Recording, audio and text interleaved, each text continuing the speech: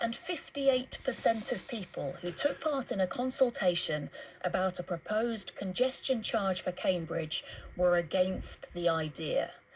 The results of this survey will be discussed at a meeting of the Greater Cambridge Partnership next week. That's the organisation that's put forward this proposal.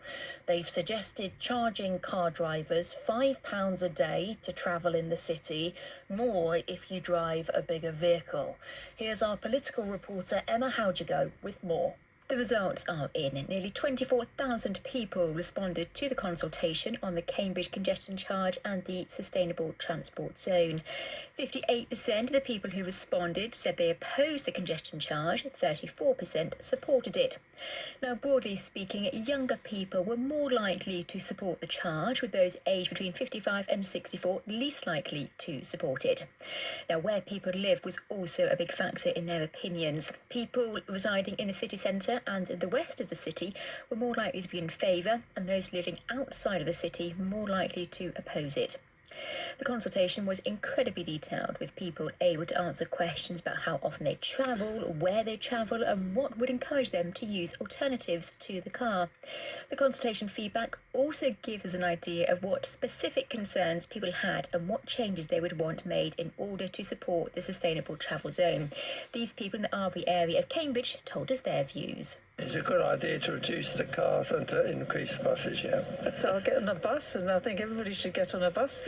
And my daughter rides a bike everywhere, and she thinks it's a good idea. People just get in the car 100 yards away from their home and just take the kids to school. That's a problem. I don't think it's fair. I'd have to go in and out every single day, and I just don't think it's fair on the local community. I work at Addenbrooke's Hospital. For patients coming in every day, would they look at having their treatment elsewhere? Would that compromise their treatment if they went elsewhere? The inclusion of Addenbrooke's and Papworth hospitals in the zone has been a major discussion point.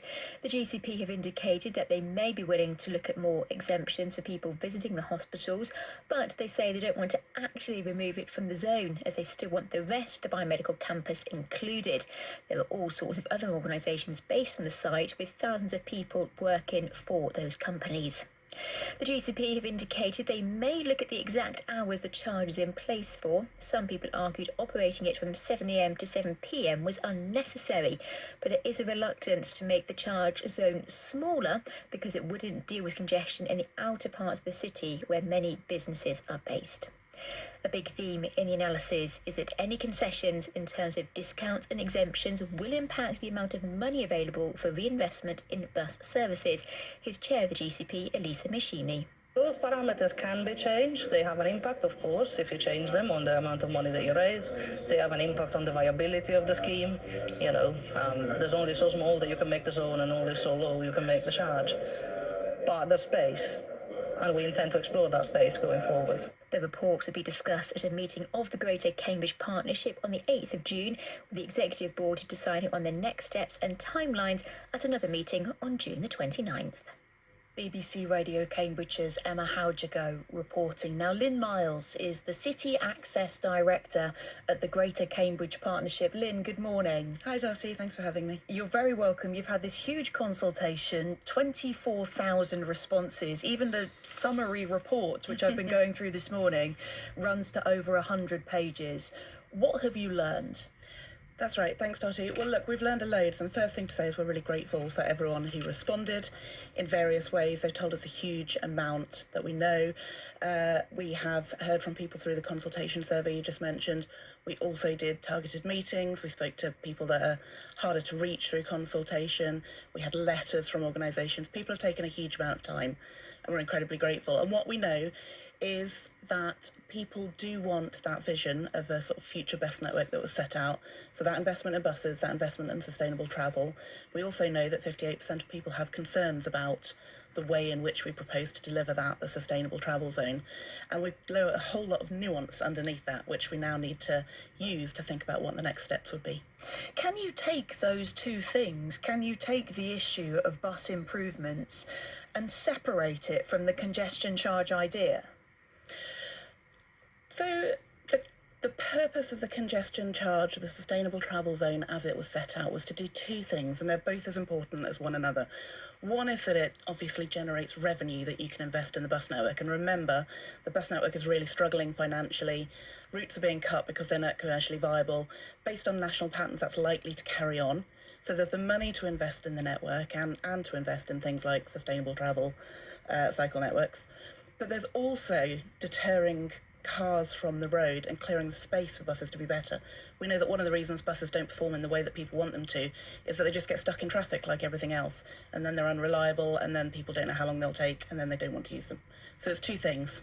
That's why the proposals were put forward. Okay, so even suppose you were able to find funding for bus improvements from somewhere else, say raise it from, businesses in the city or somewhere else, that wouldn't do what you're hoping to do. It would do some of the job, but it wouldn't do all of the job. You would still need to think about that congestion. Cambridge is a small city, it's a historic city. There's not a lot of space for segregating the traffic in the centre of the city. And also it's about the sort of stress on the network. So it's not necessarily about the speed of any one journey on any one day, but it's about the fact that there's so much traffic on the network that a small incident in one part of the city will sort of back up and have impacts all over the network. There isn't that resilience. You need to take a load off the network to allow that bus reliability. Here's one response to the consultation saying, if you must change the bus system, get this funding from the numerous companies popping up everywhere making a profit, not from squeezing your residents dry. It gives you a sense of the feeling that surrounds this issue. Yeah, I definitely, we can hear that there are strong feelings there. In fact, 70% of the people that responded to the consultation survey felt very strongly one way or the other. So either strongly oppose or strongly support. And so we know that sort of feelings are really high on that.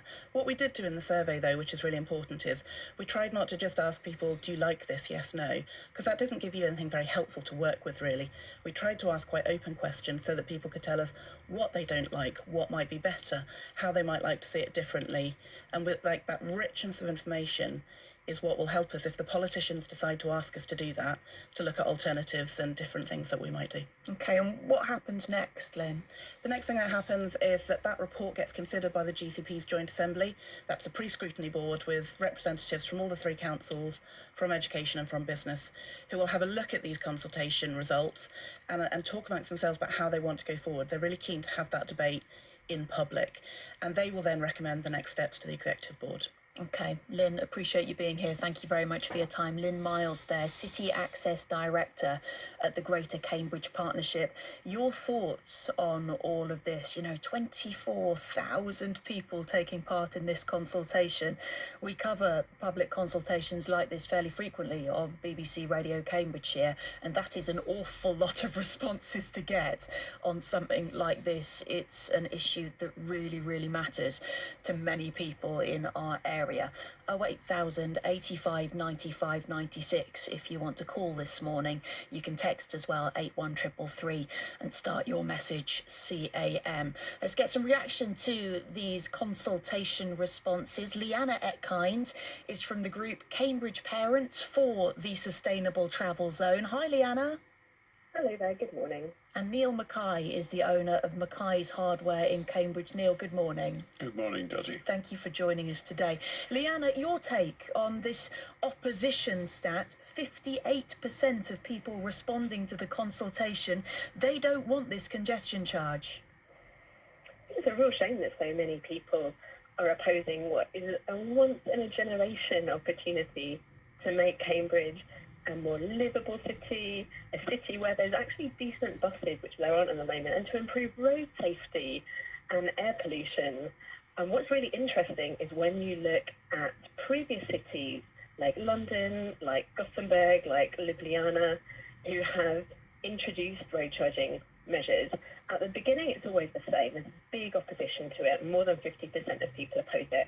But come back in 5 or 10 years' time and ask people if they want to return to how things were, with lots of congestion, lots of traffic, bad air.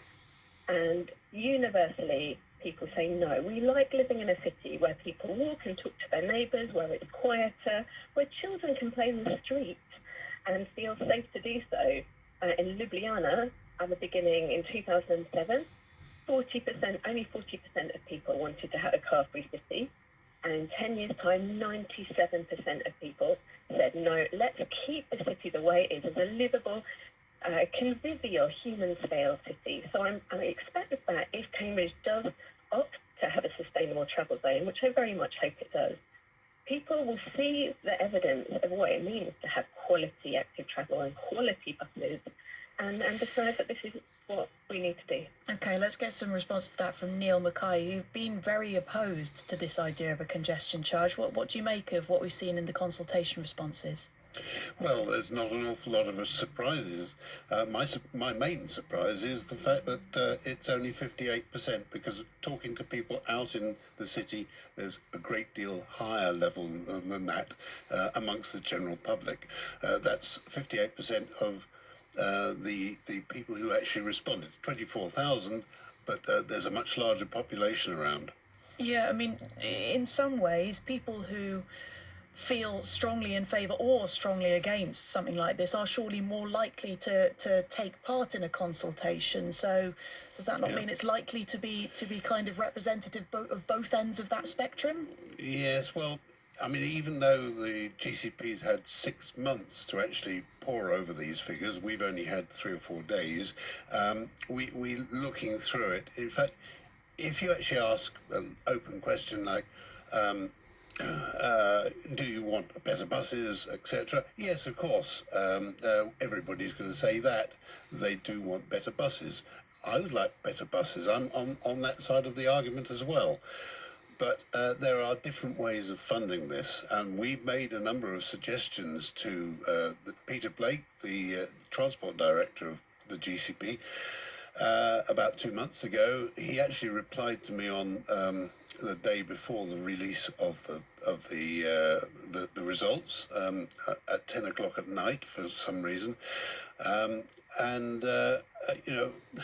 basically the whole of Cambridge is really not designed to actually accept the sort of changes they're proposing. It's a medieval city. The lady who was just talking was talking about Gothenburg and London, where they have boulevard-wide streets. Cambridge is like trying to put a quart into a pint pot. Leanna, is that a fair enough point, that Cambridge, it isn't Gothenburg, it isn't Ljubljana? Cambridge is a different city, but what it shares with those cities is that all these cities are facing a climate emergency and worse air, and it's a city where, like everywhere, people want to live good lives and not spend hours sitting in their car in traffic, wasting their time. I suppose there's different ways, though, of defining livable, and some people would say that if they're having to pay £5 to move their car around their city, that makes it unlivable for them in a different way. It makes it unaffordable for them. The plans always have different effects on different groups, but the system we live in at the moment impacts the poorest people worst. So the people who tend to use buses tend to be people who either can't afford a car or live in a household where they can only afford one car, and that cuts them off from social opportunities, from education, and crucially from jobs. There are so many businesses in Cambridge which have jobs, but if you live in an outlying village and you don't have a car, you cannot get to that job and that income. And also, of course, it's disabled and older people who often we don't see because they are stuck inside in front of their televisions because there are no decent public transport options in the city.